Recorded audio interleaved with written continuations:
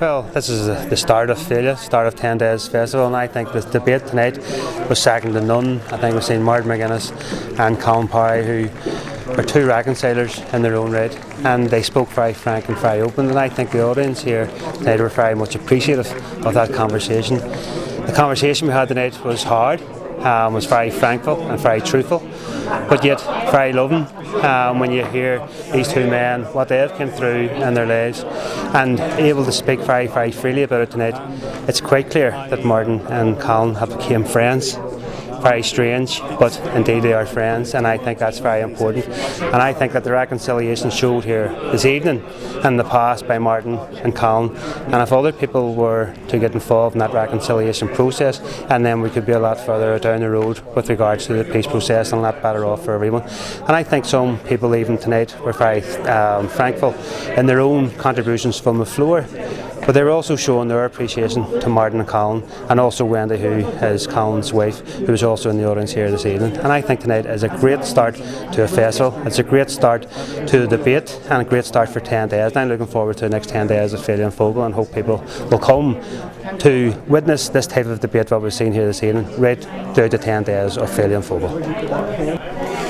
Well, these are hugely important engagements, and we're all, very honoured by the presence of Colin and Wendy Parry, people that I've met on this journey over the course of recent years, people who suffered as a result of the conflict.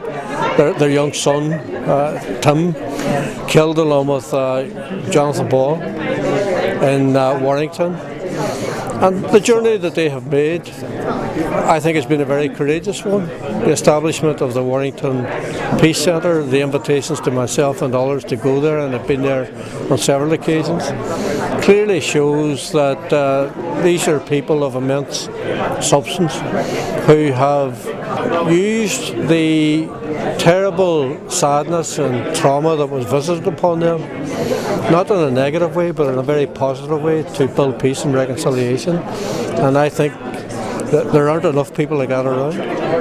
Well, as I said during the course of my contribution, growing up, the three big conflicts, newsworthy ways in the world, was the situation in South Africa, here in the north of Ireland, and what was happening in the Middle East. And it's absolutely heartbreaking against the backdrop of the progress that has been made here and in South Africa to witness now an ongoing conflict where over 1,400 people, many of them children, have lost their lives. And if we look at, for example, at the incident in which Tim Parry and Johnathon Ball lost their lives, well, that's magnified how many times over by what is happening in the bombardment of a very small area where Palestinians live. And I think as someone who's been involved very much in the success of our peace process, I desperately want to see a peace process in the Middle East, and I think world leaders have a huge responsibility, because thus far they have failed, both the Israeli and the Palestinian people.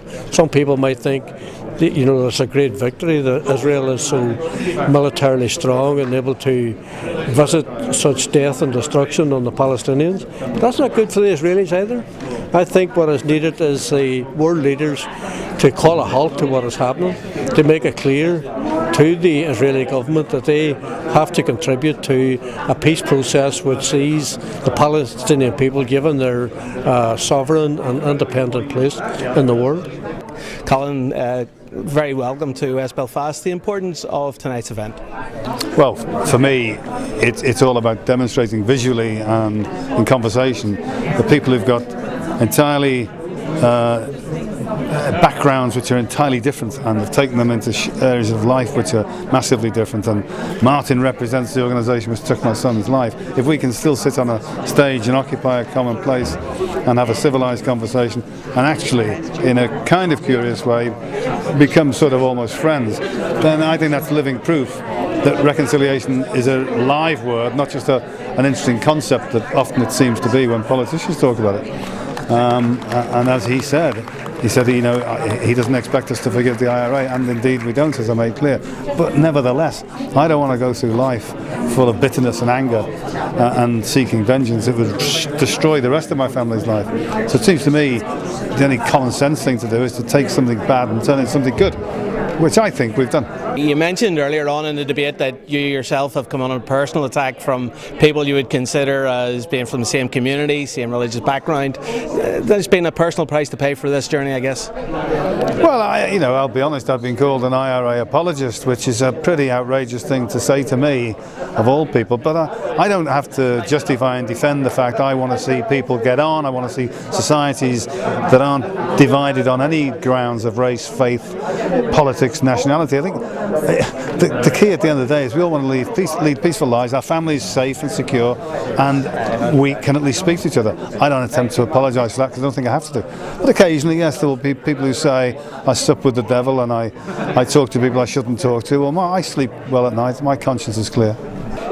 Mark Thompson, a very important debate tonight kicking off Féile. How important is that contribution to the wider debate on reconciliation, on victims and survivors? Well, reconciliation is key to moving forward. It can't happen in the absence of truth, and it can't be forced either, and I think we've seen that in tonight's debate. It has to be genuine, it has to emerge from a grassroots.